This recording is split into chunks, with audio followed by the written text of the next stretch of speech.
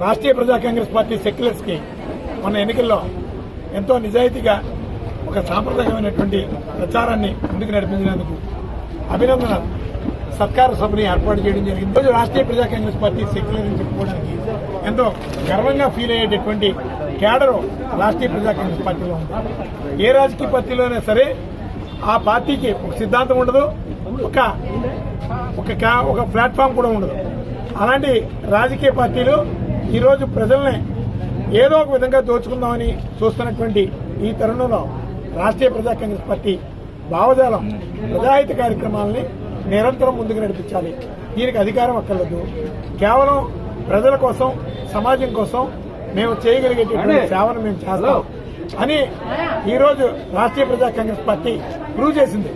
గత 27 ఏళ్లుగా ఈ రాజమండ్రిని వేదిక చేసుకుని రాష్ట్రీయ ప్రజా కాంగ్రెస్ పార్టీ ఆధ్వర్యంలో ఏ వ్యక్తికి ఏ కష్టం వచ్చినా ఈరోజు రాష్ట్రీయ ప్రజా కాంగ్రెస్ పార్టీ ముందుండి వాళ్ళకి న్యాయం చేస్తుంది.